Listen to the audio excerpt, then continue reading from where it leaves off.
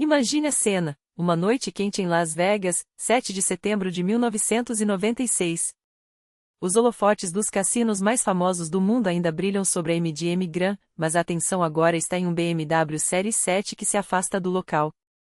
Dentro do carro, dois homens que moldaram a história da música, um produtor lendário, mestre em transformar batidas em ouro no hip-hop, e seu protegido, uma estrela que brilhava mais forte que qualquer diamante nos palcos. Eles acabaram de assistir a uma luta de Mike Tyson e agora seguem para curtir a noite em um clube, janelas abertas, música a todo volume, o som do motor se misturando ao ritmo do rap que ecoa pelos alto-falantes. De repente, luzes piscantes no retrovisor. A polícia. Mas ao reconhecerem quem está no carro, os oficiais apenas acenam e deixam seguir. Tudo parece um episódio de série, daquele suspense que prende a respiração. O BMW para em um cruzamento. Do lado, outro carro freia bruscamente. A janela desce. Os olhos dos rapazes se fixam no vidro escuro, esperando mais um paparazzi em busca do clique perfeito. Flashes. Mas não é uma câmera que aparece, é o cano de uma arma. Em vez de luzes de magnésio, estampidos. Tiros. O produtor, ferido. O astro, atingido mortalmente. Uma semana depois, ele morreria em um hospital. Naquele carro estavam dois homens que redefiniram o hip-hop americano, Suge Knight, o implacável chefe da Death Row Records, e Tupac Shakur, o poeta das ruas que se tornou voz de uma geração. Mas como um artista tão brilhante chegou a esse fim trágico? Para entender, precisamos voltar 30 anos antes dessa noite fatídica e mergulhar na América dos anos 60, uma nação em chamas. Era uma época de contradições. Os Estados Unidos ainda se recuperavam do assassinato de Kennedy, afundados na lama do Vietnã, enquanto os hippies pregavam paz e amor. Mas havia outra revolução silenciada, a dos guetos. Sim, as leis de direitos civis haviam sido aprovadas, a segregação racial era oficialmente proibida, mas a realidade nas ruas era outra. Os bairros negros eram ilhas abandonadas, onde o governo fechava os olhos para a miséria. Escolas destruídas, empregos inexistentes, sonhos esmagados. A mídia não entrava lá, quando entrava, era só com a polícia, e sempre com violência. Foi nesse caldeirão que uma faísca acendeu o pavio. Em São Francisco, um jovem de 20 anos, Matthew Johnson, é parado pela polícia sem motivo. Pergunta por quê. Recebe um soco no estômago, outro na cabeça. Discussão. Tiros. Corpo no chão. No dia seguinte, as ruas ferveram. Homens e mulheres armados saíram dos guetos. Chamavam a si mesmos de panteras negras. Não pediram permissão. Entraram no prédio do governo em Sacramento e atiraram para o alto, declarando em alto e bom som: se a polícia usa balas para oprimir, eles usariam balas para se defender. Liderados por figuras carismáticas como Bob Seale e Huey Newton, as Panteras não eram apenas um grupo radical, eram uma resposta organizada. Patrulhavam as ruas, observando a polícia, prontos para intervir se houvesse abusos. Em cada cidade, células se multiplicavam. A mídia falava deles. Celebridades como Jane Fonda e John Lennon os apoiavam publicamente. Eles alimentavam crianças famintas, davam aulas, falavam de direitos. Faziam o que o governo não fazia. Mas isso não o salvou. O FBI, sob o comando de J. Edgar Hoover, os vigia de perto, esperando o momento certo para destruí-los. Esse momento chegou com a Operação Pantera 21. Em Nova York, um grupo planejou uma série de explosões, não para matar, mas para chamar atenção. 4 bombas deveriam detonar. Só uma explodiu. Foi o suficiente. O FBI invadiu, prendeu, acusou. Entre os detidos, uma jovem de 22 anos, Afeni Shakur. Ela enfrentava 351 anos de prisão. Mas enquanto aguardava julgamento, algo mudou sua vida, um romance com outro pantera, Billy Garland, e uma gravidez inesperada. Quando Garland soube, desapareceu. Não queria um filho. Sozinha, grávida e atrás das grades, Afeni recusou advogados. Defendeu a si mesma no tribunal com uma eloquência que deixou todos sem palavras. Em maio de 1971, foi absolvida. Liberta, porém, encontrou um movimento em frangalhos. As panteras estavam se desintegrando. Alguns fugiam, outros apodreciam nas prisões. A luta pela qual havia dedicado sua vida desmoronava. Afeni caiu em depressão, perdida em um mundo que não fazia mais sentido.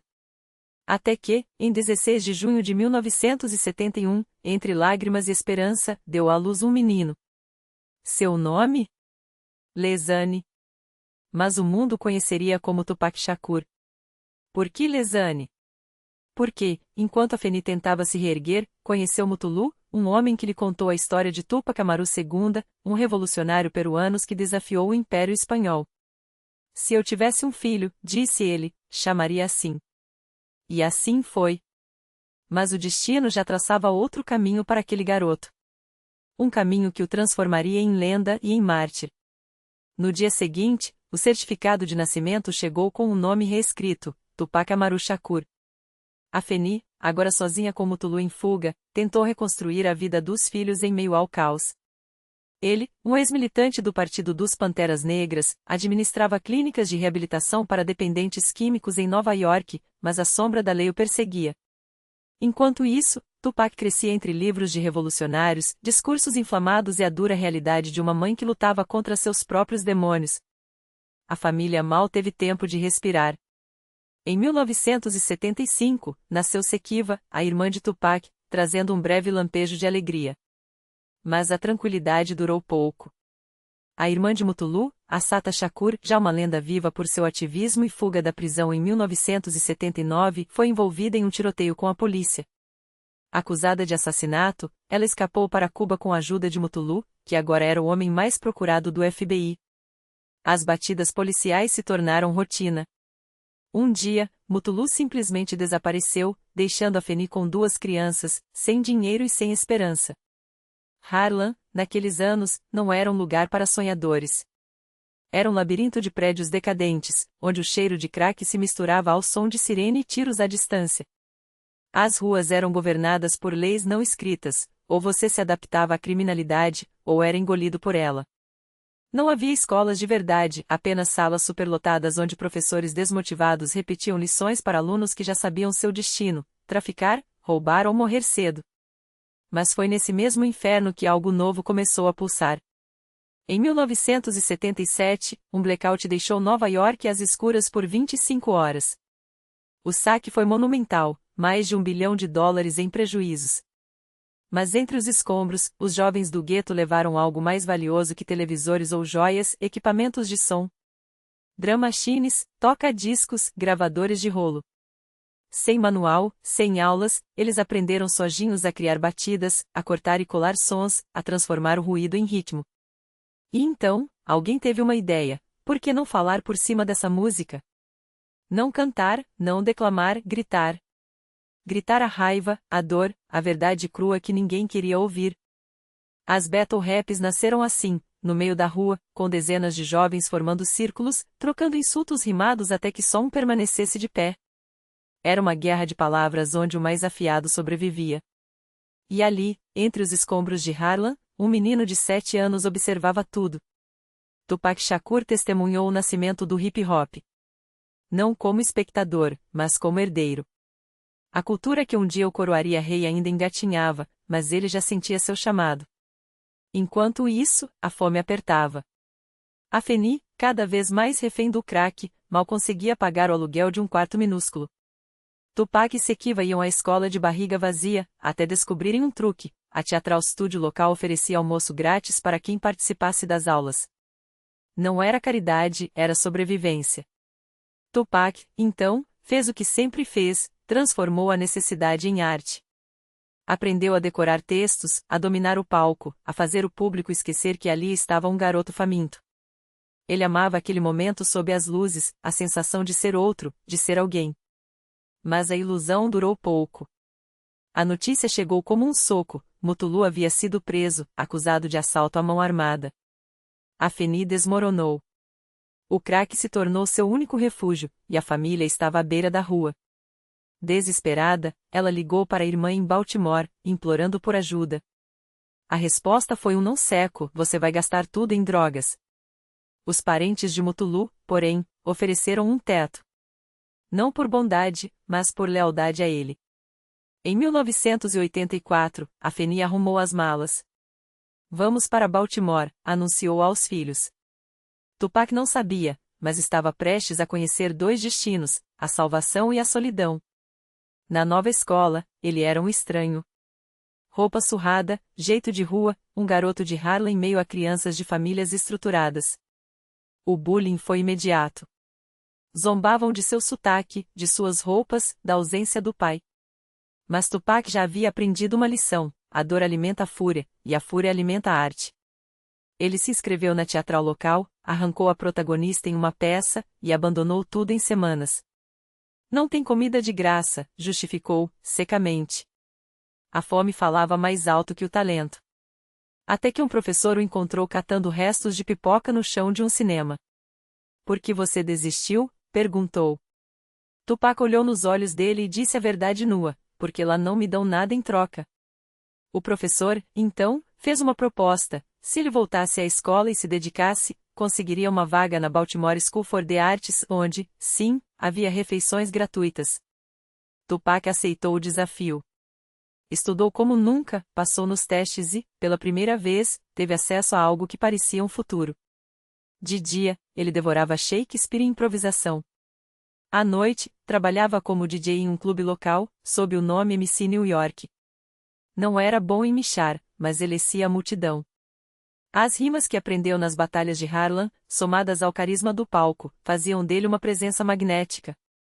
Pouco a pouco, um nome começou a circular: aquele garoto do teatro que arrasa no microfone. Foi numa dessas noites que uma garota se aproximou. Você é incrível, disse. Seu nome, Jada Pinkett. Na época, apenas uma estudante de arte como ele, sem ideia de que se tornaria uma das atrizes mais icônicas de Hollywood. Tupac, envergonhado por sua pobreza, por uma mãe que se perdia nas drogas, por uma vida que parecia condenada, quase não olhava nos olhos dela. Mas Jada não ligava para isso. Ela via o poeta por trás da máscara. Eles se tornaram inseparáveis. Jada era sua confidente, sua parceira de palcos. Sim, Tupac atuou em Romeu e Julieta antes de se tornar um ícone do rap, sua âncora. Biógrafos diriam depois que ela foi o único amor puro de sua vida, um sentimento que ele nunca ousou nomear, mas que carregaria até o fim. Com ela, Tupac sonhava. Com ela, ele acreditava que poderia escapar. Mas a vida, como sempre, tinha outros planos. A Fanny, cada vez mais consumida pela dependência, anunciou outra mudança: vamos para Marin City, na Califórnia. Tupac não questionou. Ele já havia aprendido que lá é onde a dor te encontra. E dessa vez, a dor chegaria com um nome: Oakland. O lugar onde o menino se tornaria lenda. E onde a lenda começaria a sangrar. Marin City não era um lugar, era uma sentença. Um gueto à beira do Oceano Pacífico, onde o sonho americano apodrecia nas calçadas, entre seringas e balas perdidas. As ruas não tinham asfalto, tinham cicatrizes. Os negócios não eram feitos em escritórios, mas em becos, sob o olhar complacente de uma polícia que só aparecia para preencher cotas de prisão. E os adolescentes? Eles não brincavam de heróis. Eles se tornavam os vilões que o sistema já havia escrito para eles. Tupac não teve escolha. Ou vendia, ou morria de fome. Ou carregava uma arma, ou se tornava alvo. A primeira vez que segurou um pacote de droga entre os dedos, sentiu o peso de uma vida que nunca pedirá. A primeira vez que a polícia o jogou contra o capô do carro, entendeu que sua pele já era crime suficiente. Foi preso. Solto. Marca registrada de um sistema que preferia rotular do que reabilitar. Mas enquanto o gueto o empurrava para o abismo, algo dentro dele se recusava a cair sem gritar. Foi em Marin City que Tupac descobriu que suas mãos podiam segurar mais do que drogas ou armas, podiam segurar um microfone.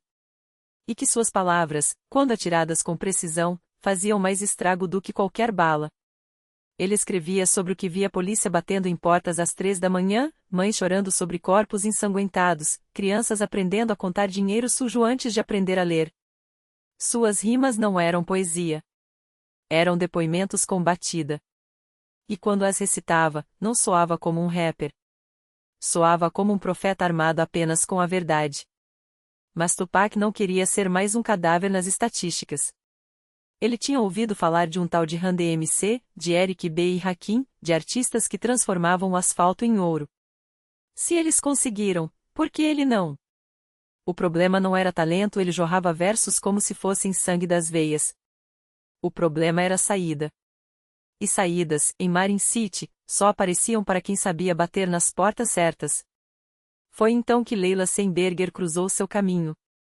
Não por acaso. Tupac a perseguiu como um homem afogado persegue uma tábua de salvação. Ajudou o marido dela, Bruce Crawford, a esquentar a plateia em um show. Impressionou. Insistiu. Até que Leila, uma caçadora de talentos com olho clínico para o desperdício de potencial, o levou para uma cabine de gravação. Um teste. Um microfone. Uma chance. Quando Tupac abriu a boca, não foi um rapper que Leila ouviu. Foi uma revolução esperando para acontecer. Ela sabia, aquele garoto ou seria uma estrela ou um obituário. E Marin City já tinha obituários demais. Você não fica aqui, ela avisou, seca. Minha casa não é hotel para sonhadores. Ou você trabalha para sair daqui, ou a rua te engole. Tupac assinou o contrato em 2 de agosto de 1989. Não como um artista. Como um homem que acabará de fazer um pacto com o futuro. Leila moveu os pauzinhos. Conectou a Atran de Ingrid Blackman e Gregory, produtor dos Digital Underground, um coletivo que misturava funk, hip hop e uma atitude que o sistema chamava de perigosa. Gregory assistiu a um vídeo caseiro de Tupac rimando no quintal da casa de Leila descalço, com a camisa pendurada nos ombros como uma bandeira de rendição que se recusava a hastear. Bastou um verso. Bastou o jeito como ele cuspia as palavras, como se cada sílaba fosse um soco no queixo da hipocrisia. Esse moleque vai queimar o mundo, Gregory murmurou. O primeiro ensaio com os Digital Underground virou uma briga. Tupac, recém-chegado, desafiou Shock G, líder do grupo, questionando cada nota, cada rimas, cada decisão. Não por rebeldia. Por excelência. Ele não aceitava meias medidas. Shock G, inicialmente irritado, logo entendeu, aquele garoto não era arrogante. Era faminto. E fome, no hip hop, é o melhor combustível. Em pouco tempo, Tupac não era mais um estagiário. Era a voz que faltava ao grupo. Aquele que transformava as piadas em manifestos, os funk grooves em hinos de guerra. Quando os Digital Underground explodiram com Andeum Pit Dance, Tupac estava lá nos clipes, nos palcos, nos bastidores, aprendendo o jogo. Mas enquanto a banda dançava com narizes postiços e sorrisos para as câmeras, ele guardava cada centavo dos primeiros cachês para comprar algo muito mais pesado que correntões de ouro, uma AK-47. Não é para ostentar, justificou para Leila, quando ela questionou a compra. É para sobreviver. Ela sabia que ele não mentia. Marin City não perdoava os desarmados. Em 1991, enquanto o grupo gravava Sons of the P, Tupac ganhou seu primeiro solo em A Same Song, um verso que soava como um aviso: I'm the king of the jungle, the Black Panther watch me stalk my prey, then tear it apart. Não era mais um backup. Era um anúncio. E Hollywood ouviu. Quando o convite para Nothing But Trouble chegou, uma comédia absurda estrelada por Chevy Chase, Tupac topou sem pestanejar. Não pelo cinema. Pela porta que aquilo abria. Mas enquanto as câmeras rolavam, sua mente estava em outro lugar, nas ruas que ainda sangravam, nos irmãos que ainda caíam, nas mentiras que ainda precisavam ser gritadas. Ele sabia que, dentro dos Digital Underground, era um rei com coroa emprestada. Fora dali, poderia ser um imperador. E imperadores não pedem permissão. Enquanto cumpria a promessa de não abandonar o grupo até o álbum ficar pronto, Tupac trancava-se em estúdios clandestinos, gravando o que seria seu primeiro disco solo. Trap Pedra, o single de estreia, foi um tiro no escuro que acertou em cheio. Uma narrativa crua de quem vive sob a mira da polícia, onde cada verso era um grito: Cops give a damn about a negro. Pull the trigger, kill a nigga, he's a hero. Não era música. Era um espelho quebrado jogado na cara da América. A resposta veio rápida. E violenta. Em outubro de 1991, 2 policiais, Kevin Rogers e Alexander Boichoucos, pararam Tupac na rua. Sem motivo. Sem testemunhas. Só com porretes, botas e o ódio ancestral que transformava uniformes em algozes. Quando terminaram, ele estava no chão, inconsciente, com o rosto desfigurado por chutes. O crime? Existir. As fotos do seu rosto inchado, os olhos fechados pelo edema, correram os jornais. Tupac, ainda no hospital, olhou para as câmeras e cuspiu a verdade. Eles me bateram porque sou negro. E porque podem. A América, que até então o via como mais um rapper de gueto, agora o via como um mártir. Um símbolo. Um homem que transformava a dor em versos e versos em armas. E foi nesse momento, com o gosto de sangue na boca e a fama batendo à porta da Interscope Records, estendeu a mão. Queremos você. Tupac olhou para Shock G e Atro. Sorriu. Prometi que não ia embora até o álbum ficar pronto. E cumpriu. Mas quando Apocalypse Now foi lançado em 12 de novembro de 1991, ninguém duvidou, o menino de Marin City não era mais um sobrevivente. Era um profeta. E profetas não morrem em silêncio. Apocalypse Now não era apenas um título, era uma profecia gravada em vinil. Tupac batizou seu álbum de estreia com o nome de um apocalipse pessoal, porque era exatamente disso que se tratava, o fim de um mundo que insistentemente tentava silenciá-lo. Nas faixas, ele desfiava verdades como facas, a brutalidade policial que esmagava corpos negros nas calçadas, o crack que devorava famílias inteiras nos becos de Compton, os estupros que se tornavam estatísticas frias nos relatórios da polícia. Não eram letras. Eram cicatrizes abertas. E o álbum explodiu. Não como um sucesso qualquer, como uma bomba de fragmentação no meio da sala. O gangsta rap não era mais um subgênero marginal, de repente, era a trilha sonora de uma geração. Não só os irmãos das quebradas ouviam Tupac agora. Os filhos brancos de advogados em Beverly Hills escondiam o CD embaixo do colchão, repetindo versos que falavam de um mundo que eles nunca viveriam, mas que, pela primeira vez, sentiam. O sistema que tentará apagá-lo agora o coroa, Tupac Shakur não era mais um rapper. Era um fenômeno. Um espelho quebrado que refletia tudo que a América não queria enxergar. E o que fez dele imortal não foi só a música, foi a persona. Tupac não interpretava um gangster. Era um. Não no sentido romântico dos filmes, mas no sentido cru de quem carrega a marca do gueto na pele. Ele falava de política enquanto os políticos fingiam não ouvir. Denunciava a hipocrisia de um país que construía prisões mais rápido do que escolas, que transformava jovens negros em alvos antes mesmo de eles aprenderem a amarrar os cadarços. E o público? Devorava cada palavra. Porque Tupac não era um artista, era um sobrevivente que tinha virado porta-voz. E porta-vozes não pedem permissão para falar. Foi nesse momento que Hollywood bateu à sua porta. Em Enjuice, em 1992, Tupac não atuava, ele existia. Como Bishop, o garoto de Harlem que se transforma em um assassino frio e calculista, ele não precisava fingir. A câmera captava algo que nenhum outro ator daquele elenco poderia replicar, a autenticidade de quem já viu o sangue escorrer no asfalto. Os críticos do Rolling Stone e do New York Times não sabiam se elogiavam um ator ou um profeta. O público sabia exatamente o que estava vendo, eles mesmos. Aquele era o Tupac que conheciam, o cara que falava de dor porque a vivia, que falava de raiva porque a sentia queimar nas veias. O filme foi um sucesso, mas para Tupac, foi mais do que isso, foi a prova de que ele poderia dominar qualquer palco. Até mesmo aquele que não tinha microfone. Mas a América não gosta de profetas. Em outubro de 1992, um policial é executado a tiros em uma estrada do Texas. O atirador, um homem com um histórico de violência e uma fita de Tupac tocando no rádio do carro, declara em tribunal que as letras de Apocalypse Now o inspiraram. A mídia explode. Dan Quayle, então vice-presidente, sobe ao púlpito e aponta o dedo: não há lugar para esse tipo de arte em nossa sociedade. Os álbuns de Tupac são banidos das prateleiras. Rádios deixam de tocá-lo. Pais brancos de subúrbio queimam seus CDs como se fossem amuletos do demônio.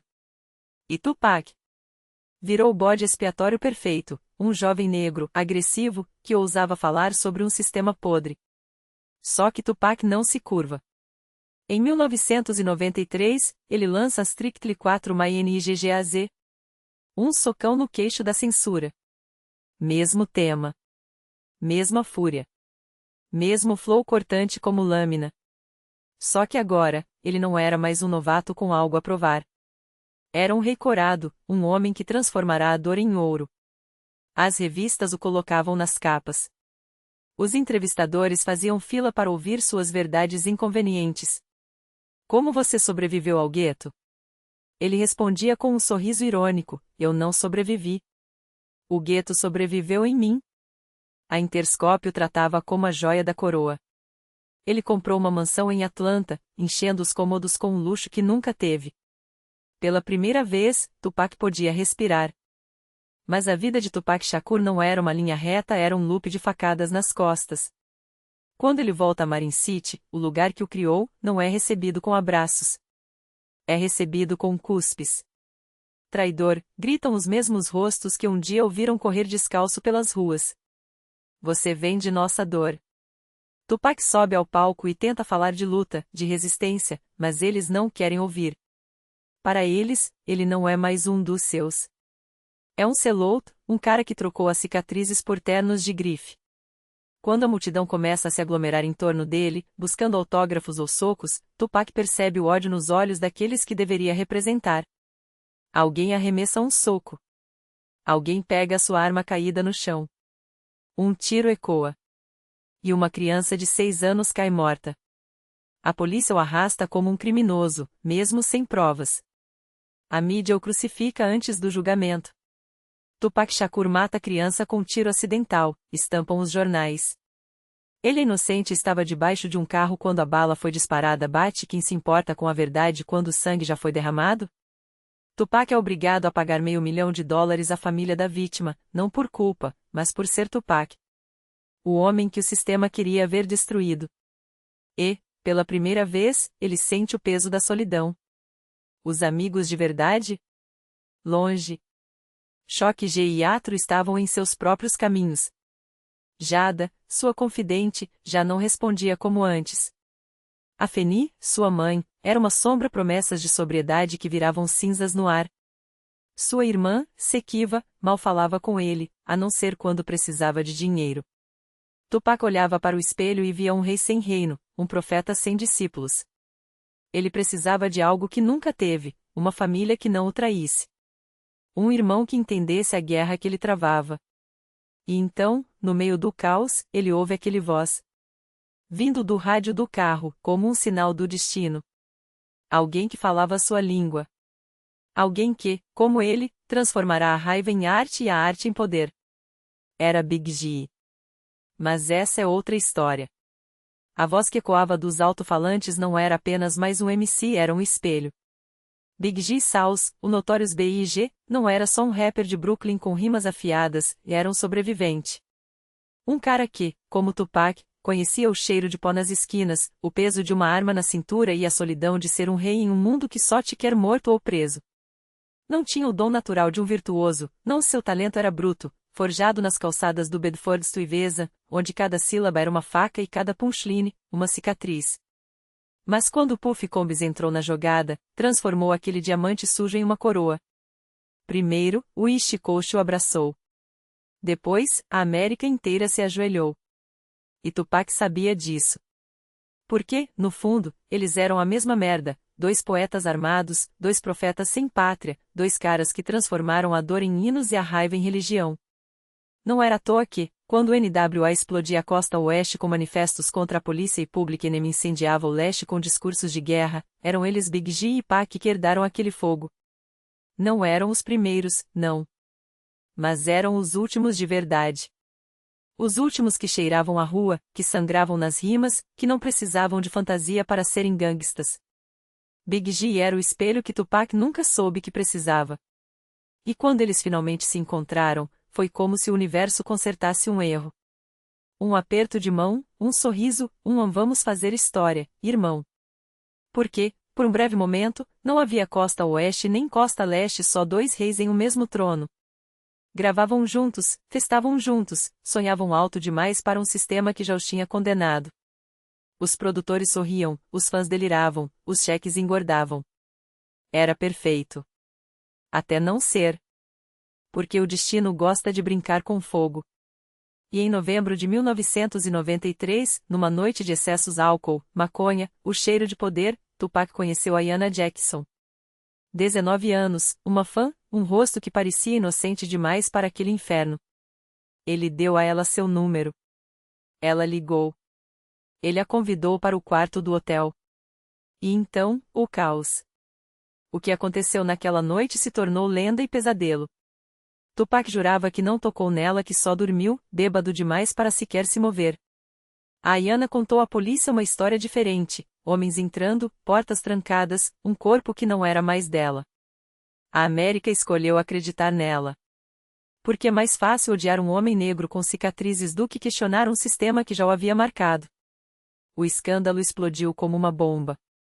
Estuprador. A palavra o perseguia em manchetes, em olhares, em contratos rasgados. Shows cancelados.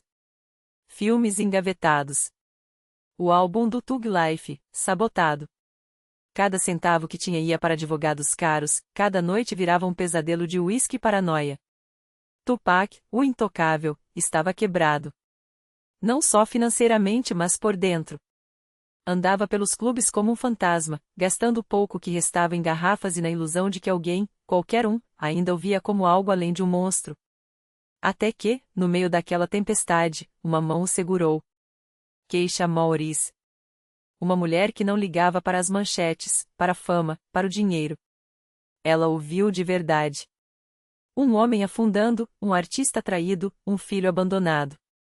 E quando todos viraram as costas até Big G, que de repente sumia das ligações, ela o levou para seu pequeno apartamento em Nova York. Não era um palácio. Era um refúgio. Mas Tupac tinha medo da pobreza. Medo de voltar a ser aquele garoto sem nada, aquele que olhava para o espelho e só via um fracasso. Precisava de dinheiro. Precisava de respeito.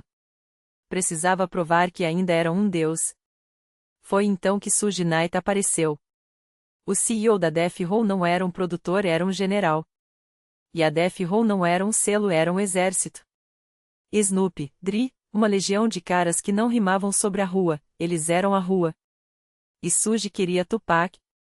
Ofereceu $200 mil na hora só para um verso. Tupac hesitou, afinal, a Interscope ainda era sua casa, mesmo que estivesse em chamas. Mas Suge sorriu, como quem sabe que a guerra já estava ganha. Quando precisar, irmão, você sabe onde me encontrar. Enquanto isso, o julgamento se arrastava como uma faca cega. Tupac, desesperado, foi gravar com Big G e Puff Daddy. Chegou a Quad Studios, o templo onde o East Coast forjava seus hinos. Subiu, cumprimentou os caras, sentiu o cheiro de dinheiro no ar. E então? O tiroteio. Homens encapuzados. Gritos. No chão. Tire as joias. Todos obedeceram. Menos Tupac. 3 balas. Uma no peito, 2 nas costas. Ele caiu, mas não desistiu. Arrastou-se até o elevador, ensanguentado, os dedos tremendo nos botões. Quando as portas abriram na quad, Big G e Puff o viram e congelaram. O rei estava no chão, respirando por um fio. A polícia chegou. Os mesmos que o tinham humilhado meses antes. Riram. Provocaram. Como é, estuprador? Ainda se acha durão. Só quando os paramédicos o levaram, Tupac percebeu, não era um assalto. Era uma mensagem. E quando acordou no hospital, com Keisha ao seu lado e o cheiro de antisséptico no ar, viu ele. Billy Garland. Seu próprio pai. O homem que nunca esteve lá, que nunca segurou sua mão, que nunca mereceu ser chamado de pai. Tupac olhou para aquele estranho e cuspiu as palavras mais frias que já dissera. Sai. Quando a saúde de Tupac se estabilizou e as ameaças contra sua vida se dissiparam, o hospital finalmente o liberou. Mas sua primeira ação não foi buscar refúgio ou se esconder, foi se ajoelhar. Com um anel na mão, olhando nos olhos de Keisha, ele fez a pergunta que já carregava há meses: você quer passar o resto da vida lutando ao meu lado? Ela disse sim. Mas o destino, como sempre, tinha outros planos. A cerimônia foi adiada. O julgamento por estupro estava marcado, e o mundo inteiro esperava para ver o verão de Tupac se transformar em inverno. O dia do veredito chegou. Tupac, em uma cadeira de rodas, foi levado ao tribunal como um gladiador ferido sendo arrastado para a arena. As câmeras clicavam, os repórteres sussurravam, os juízes olhavam com uma mistura de piedade e desprezo. O gerente de turnê de Tupac levou 4 meses de prisão. Jacoian, o homem que admitiu sua culpa com um sorriso amargo, saiu com uma pena suspensa e algumas horas de serviço comunitário, um tapinha nas costas da justiça. E então veio a vez de Tupac. Ele não se curvou. Não implorou. Em pé, apesar das feridas, despite das acusações, ele cuspiu sua verdade como um manifesto: eu não fiz nada. E se essa sala acha que pode me quebrar, então não me conhece. Sua mãe, a Feni, já havia feito o mesmo décadas antes, enfrentando o sistema com os punhos cerrados. Mas o sistema não perdoa poetas. 4 anos e meio. 4 anos e meio de grades, de solidão, de ser enterrado vivo enquanto ainda respirava. A cela se fechou atrás dele, e com ela veio a escuridão. Primeiro, a depressão, uma névoa espessa que sufocava seus pensamentos. Depois, a paranoia. Tupac começou a ver traição em cada sombra. Por que Big G não estava no quarto naquela noite? Por que Puff sumiu tão rápido? As perguntas o corroíam. Ele revisitava a cena na mente, o sangue escorrendo por seu corpo, o silêncio de Bad Boy Records enquanto ele sangrava, os olhos de Puff e Big G fixos nele, como se estivessem esperando o final. Eles queriam me ver morto, ele repetia para si mesmo. Eles pagaram por isso. A teoria da conspiração se tornou sua religião. Cada palavra, cada olhar, cada ausência era uma prova. E quando deu uma entrevista explosiva à Vibe, acusando Puff e Big G de orquestrarem o ataque e a Interscope de enterrar sua carreira, o mundo do hip-hop estremeceu. A resposta não demorou. Puff lançou Hit You Ain't Up, um diss track tão violento que parecia mais uma execução do que uma música. Eu te avisei para não brincar comigo, ele cuspiu no microfone, enquanto o mundo ouvia, chocado. Olha para você agora, nem consegue falar direito. Tupac, ainda atrás das grades, ouviu cada palavra como uma faca sendo girada em suas costelas. A guerra estava declarada. Não era mais East Coast versus West Coast. Era sangue contra sangue. Enquanto isso, Me Against the World foi lançado, um álbum gravado antes do julgamento, como se Tupac já soubesse que o mundo iria virar as costas para ele.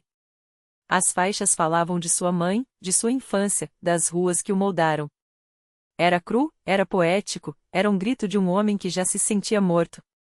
O disco atingiu o topo das paradas, tornou-se platina, e cada verso soava como um epitáfio. Mas o sucesso não aliviava a dor.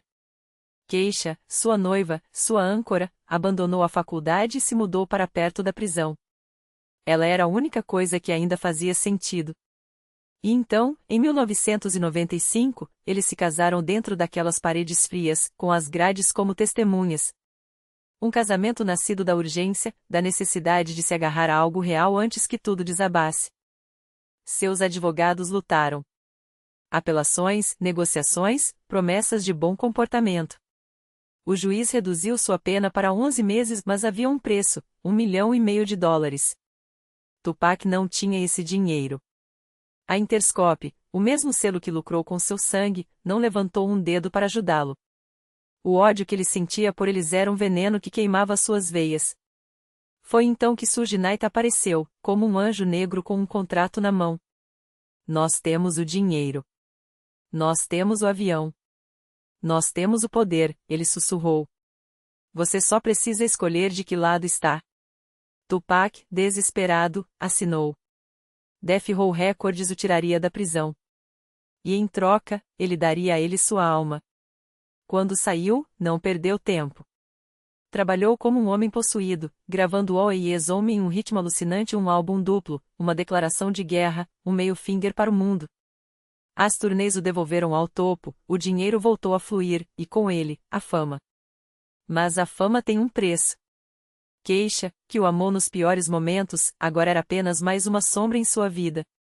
As festas, as groupies, as noites sem fim, tudo isso o afastava dela. Você mudou, ela chorou. Você não é mais o homem que eu conheci. Tupac a ignorou. Ele tinha uma guerra para vencer. E então veio o golpe final. Em janeiro de 1996, Faith Evans, a esposa de Big G, foi convidada para um café inocente por Suge. Tupac e Snoop estavam lá. Sorrisos, câmeras, um clique aqui, um flerte ali. Uma semana depois, as fotos estavam em todas as revistas. Faith ao lado de Tupac, sorrindo, enquanto o mundo especulava. E então veio a entrevista. Tupac não apenas insinuou, ele declarou: eu transei com a mulher dele. Keisha o deixou na mesma hora. Mas Tupac não se importou. Ele já tinha encontrado sua próxima distração, Kidada Jones, filha de Quincy Jones, uma mulher que parecia entender a tempestade dentro dele. Big G não ficou em silêncio. Para ele, aquilo não era apenas uma provocação, era uma declaração de guerra. E a guerra não tem regras. Quando Snoop Dogg foi a Nova York para gravar um clipe, as chamas se acenderam. Big G ligou para uma rádio ao vivo e, com a voz gotejando veneno, ameaçou Snoop no ar. Você sabe o que vai acontecer se pisar aqui de novo, ele rosnou. A América inteira ouviu. Horas depois, Snoop foi baleado na Times Square. Seu guarda-costas, Frank Alexander, o salvou por pouco. Os primeiros tiros da guerra haviam sido disparados. Tupac sabia que não podia recuar. Reuniu seus soldados, os Outlaws, uma gangue de rimas e revolução, onde cada membro adotava o nome de um tirano ou filósofo: Castro, Hussein, Mussolini, Napoleão. Ele próprio se tornou Machiavelli. Juntos, eles lançaram Hit You Ain't Up, um hino de ódio tão brutal que fazia Hit You Ain't Up and Puff parecer um poema de amor. Primeiro eu transo com sua mulher, depois eu atiro em você, Tupac cuspiu, enquanto o mundo segurava a respiração. Era bomba. Não uma bomba relógio, uma bomba de hidrogênio, pronta para explodir. Seus guardas imploraram por mais segurança. Suge sorria, extasiado com o caos. Isso é arte, ele dizia. Isso é guerra. Mas Tupac sabia a verdade: quando você joga com fogo, alguém vai se queimar. E desta vez, o fogo estava muito perto de casa. Hit You Ain't Up não era apenas uma diss track, era uma declaração de guerra sem códigos, sem diplomacia, sem volta. Tupac não apenas cruzava a linha, ele a apagava com napalm. Falava de transar com as mulheres deles, de humilhar seus filhos, de deixar seus corpos apodrecendo no asfalto como lixo. E no final, um grito primal, animal, na, Asterisco não um desafio, mas uma sentença. Era o som de um homem que já tinha visto o inferno e decidiu acendê-lo de novo, só para ter companhia. E o pior. Ele sabia. Tupac não era nenhum ingênuo de bairro rico fingindo ser durão, ele cresceu com o cheiro de pólvora no ar, com amigos caindo como moscas, com a lei da rua escrita a sangue nas paredes do seu próprio bloco. Quando ele cuspia em Ain't a Killer, But Don't Push Me, não era pose. Era um aviso. Um aviso que Suge Knight, com seu sorriso de tubarão e seu instinto de promotor de rinhas, ignorou como se fosse música de fundo. Vai fundo, Pac. Esmaga esse gordo do Big G. Olha ele aí, se esconde atrás da mãe como uma criança. E Tupac, com o orgulho ferido e a mente nublada pela paranoia, engoliu a isca. Porque quando você já sobreviveu a tiros, à prisão, à traição, o que sobra?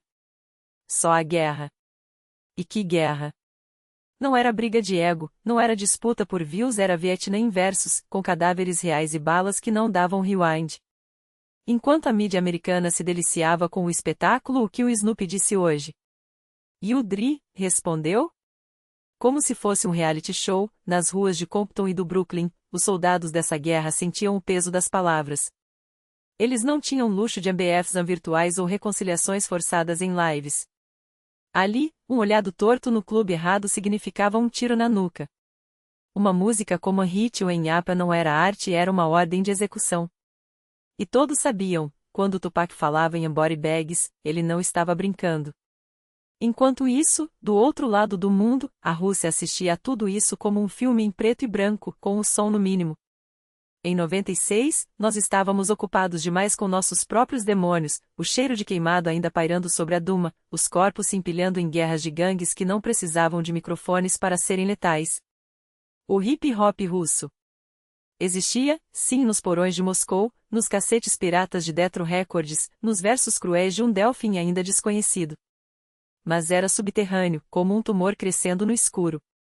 Enquanto Tupac e Big G dominavam as manchetes americanas, aqui nós tínhamos o sendo metralhado, o ecoando nos pátios das prisões, e Bogdan Titomir tentando vender o sonho americano em palcos vazios. Hip hop? Para a maioria, era só mais um ruído no meio do caos. Até que, de repente, bam, a notícia explode, Tupac baleado. E não foi um tiro qualquer. Foi uma execução. 4 balas, uma no pulmão, o sangue escorrendo pelo asfalto de Las Vegas enquanto os paparazzi ainda clicavam, como abutres em um piquenique. A América parou. A Black Entertainment Television interrompeu a programação. Os fãs se ajoelharam em vigília do lado de fora do hospital, como se rezassem a um santo caído. E a Rússia? A Rússia ouviu. Porque morte, quando é assim brutal, pública, desnecessária, fala uma língua universal. Naquela noite de 7 de setembro, Tupac não foi só baleado. Ele foi sacrificado. Não por um tiro, mas por todo o sistema que o criou, a indústria que o explorou, as ruas que o endureceram, a guerra que ele mesmo alimentou. Quando o BMW preto parou no semáforo, quando o Cadillac branco se aproximou, quando as balas voaram, aquilo não foi um assassinato. Foi o clímax de uma tragédia grega, escrita em rimas e sangue. E quando Suge Knight, com as mãos ensanguentadas, arrancou a porta do carro como se fosse papel, quando Tupac caiu no asfalto como um gladiador derrubado, a América inteira soube, o rei estava morto. Mas a coroa? A coroa ainda sangrava. A morte de Tupac não foi só um tiroteio em Las Vegas, foi um terremoto que abalou o mundo sem que muitos percebessem. Setembro de 1996. Enquanto a América discutia eleições, fraudes e o futuro de Clinton, as rádios pararam para anunciar, o homem que havia se tornado lenda ainda em vida não resistira aos ferimentos. E então, como um coro fúnebre, Changes ecoou em cada estação, repetida até a exaustão, como se o país inteiro precisasse ouvir aquela voz uma última vez antes que o silêncio a engolisse. Não era um luto nacional ainda não. O hip-hop ainda não havia se infiltrado nas veias da cultura como hoje, não havia MTV 24 horas transmitindo clipes, não havia algoritmos transformando dor em trending topic. Eram fitas cassete passando de mão em mão, rádios piratas, notícias que chegavam como sussurros em bairros onde a polícia não entrava sem colete à prova de balas. E no entanto, naquele carro, naquela noite, algo se quebrou para sempre. O que aconteceu no cruzamento da Flamingo com a Koval em 7 de setembro? Ninguém assumiu. Ninguém jamais assumirá. As versões se multiplicam como balas perdidas. Foi Orlando Anderson, dos Crips, vingando uma briga no MGM Grand? A palavra de QFD, anos depois, não convence como organizar um ataque a uma estrela em 40 minutos? Foi Suge Knight, temendo que Tupac abandonasse a Death Row para montar seu próprio império? Improvável, quando o próprio Suge levou um tiro na cabeça naquela mesma noite. Ou foi a Guerra das Costas, o leste contra o oeste, Big G contra Pac, uma vingança calculada? As provas são tão frágeis quanto o corpo de Tupac na maca do hospital. O que resta são teorias, sombras e o fato cruel de que, enquanto a América debatia política, uma geração inteira sangrava em nome de um conflito que ninguém sabia como parar. Até que a guerra escalou. Big G caiu 6 meses depois, executado da mesma forma, carros, semáforos, balas sem rosto. A costa leste respondeu. A costa oeste revidou. Rapper após rapper, corpo após corpo, como se o asfalto de Nova York e Los Angeles tivesse se transformado em um coliseu onde só os deuses do ritmo podiam morrer. A polícia não conseguia conter. As gravadoras fingiam não ver.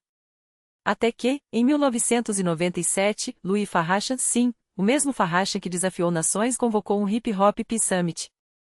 Leste e oeste na mesma sala. Suge Knight e Puff Daddy, inimigos jurados, sentados a metros um do outro. O acordo? Parar com os tiros. Continuar fazendo dinheiro. E seguir em turnê sem Tupac, sem Big G, sem os mártires que tinham se tornado mais valiosos mortos do que vivos. O final. Um armistício sem vencedores. Uma guerra que começou com insultos em faixas e terminou com caixões fechados. Tupac tinha 25 anos. 25. Imagine o que ele poderia ter escrito, os discursos que poderia ter proferido, as batalhas que poderia ter travado não com balas, mas com rimas. Suas cinzas foram espalhadas em Malibu, onde as ondas engoliram seus versos, e em Atlanta, onde o Sul o adotou como filho, e em Nova York, onde tudo começou. Em 2017, o Rock and Roll Hall of Fame finalmente o coroou como se precisássemos de um selo para confirmar o que já sabíamos: ele era imortal. E agora, sua estrela brilha na calçada da fama, entre os deuses que ele mesmo desafiou. Se quiser entender Tupac, não pare nos documentários, Unsolved é bom, mas insuficiente. Não se limite aos hits, California Love é hino, Changes é profecia. Ouça e entre Med et Shah, onde ele prevê a própria morte. Leia The Rose That Grell from Concrete, seus poemas escritos à mão, onde o menino de Baltimore ainda sonhava antes que o mundo transformasse em mito. E assista Dear Mama, o clipe onde ele abraça a mãe como se soubesse que o tempo deles era curto. Porque Tupac não morreu em 96. Ele apenas se tornou eterno, um fantasma que ainda sussurra nos guetos, nas universidades, nas manifestações. Um rei sem coroa, cujo sangue ainda mancha o asfalto onde a América enterrou seus sonhos.